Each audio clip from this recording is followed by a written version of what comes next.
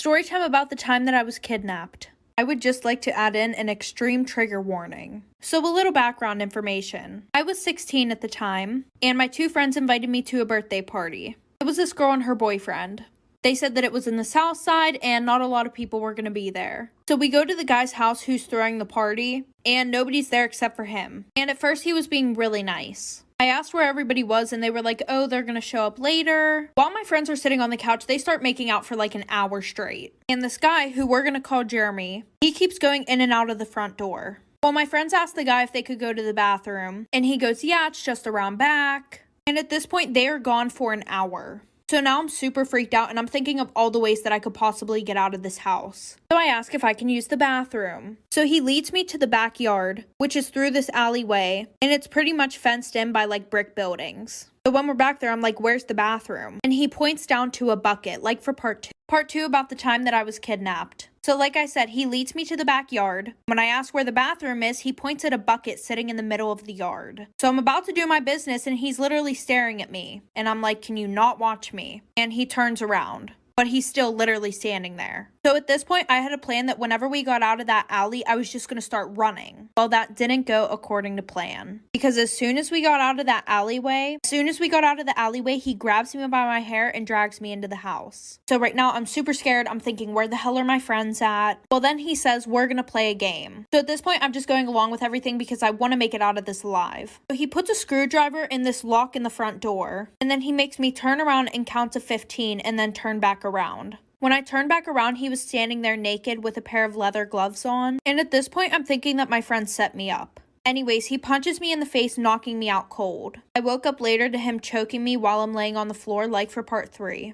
Part 3 about the time that I was kidnapped. So like I said, he had punched me in the face, knocking me out cold. And when I woke up, he was choking me while I was laying on the floor. And he says, you're going to do whatever I say or I'm going to kill you. And just to prove it to you, he starts choking me in this weird way where I literally am coming in and out of consciousness. Apparently, if you choke somebody a certain way, they can literally pass out. So I said, I'll do whatever he said. And that's whenever he forced me to take off all my clothes. For the next 5 days, I had been sexually assaulted repeatedly and had no food or water. One minute he would be completely fine and then the next he would act like a psycho. He would be like, nobody loves me, I'm the spawn of Satan, I'm Satan's child. Just a lot of off-the-wall shit. So I started using reverse psychology on him. He said my own mother doesn't love me, and I was like, well, I love you. Fast forward, the 5th day was the worst day. He was constantly beating me. He had thrown me on the floor. I was begging for food. I still had no clothes on. You will never guess what he did next, like for part 4. Part 4 about the time that I had been kidnapped. So like I said, 5th day the worst, I'm begging for food, he's beating me constantly. So he made me sit on the couch next to him and he opens a can of cat food. I was so hungry at this point, it did not matter what it was. Well, he went into one of his episodes and he threw a space heater at my head.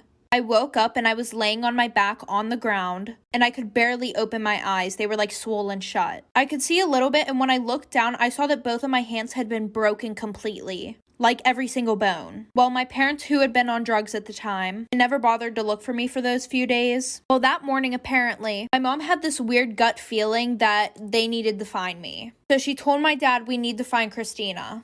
So they had been out looking for me and they saw this guy that was one of my friends. And he pretty much says, you better tell me where Christina is or I'm calling the cops on all of you. So they had told my dad that the house right next door was where I was at. So he went and knocked on the neighbor's door. And they said, well, we've been hearing screaming next door all week, like for part 5. Part 5 about the time that I was kidnapped. So like I said, my dad knocked on the door of the house that was right next to the one that I was in. They were like, oh, well, we've been hearing screaming next door all week. My dad's like, why the hell wouldn't you call the cops? And they were like, oh, because he throws a lot of parties. So while I'm laying on the floor, I hear my dad at the door. And the door's open just a crack, so that way my dad wouldn't see me, of course. Well, through the crack, my dad saw my legs laying on the floor. So my mom and dad forced their way into the house. Mind you, I'm still laying on the floor naked. And the guy who kidnapped me literally pulled out this big-ass knife. My dad grabbed this dog chain that was on the floor, wrapped it around this guy's neck, and it's like trying to choke him. Fast forward, the police pull my dad off. And as I'm in the ambulance, the cops had said that they had found another girl in the house. She was upstairs chained to the wall, and he was sexually assaulting her, and she was pregnant. But the child inside of her was dead, and if they would have found her a week later, she probably would would have been dead. Because this happened back then, they weren't able to put him in jail for a long time, like if you guys want a part 6. Part 6 about the guy who had kidnapped me.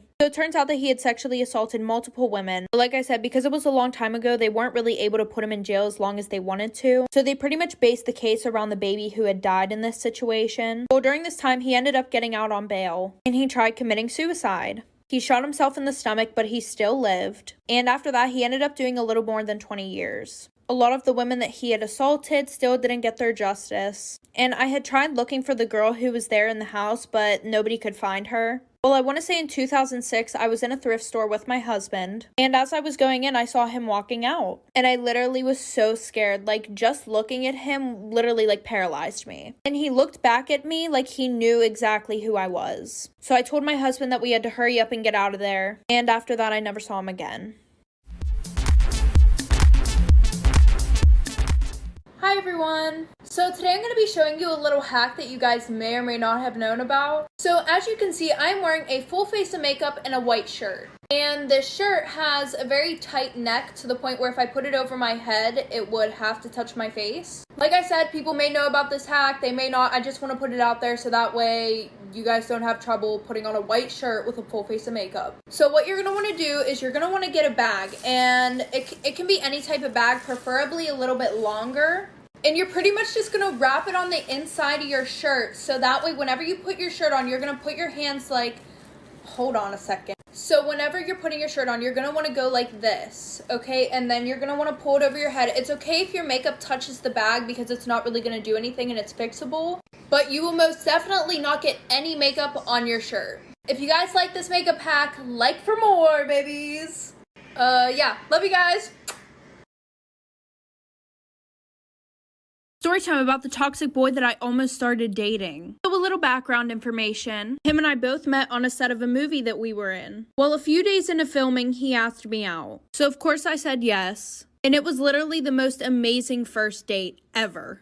So he asked for a second date and I said yes, of course. And the second date was terrible. He literally just tried to get in my pants the whole time. So then he asked me for a third date. And for some reason I said yes, hoping that it was not anything like the second date. And he didn't show up. So I pretty much got stood up. And then he even blocked my number. So a few months go by and I end up moving in with my best friend, about an hour away from where I was living when I met him. Well, the one night she came home and told me that he had messaged her on Instagram, which I thought was funny as hell because my best friend did not swing that way. So she pretends to flirt with him and asks him to come over. So he drives an hour to our apartment, and when he walks in, he just sees me standing in the kitchen. He immediately walked out.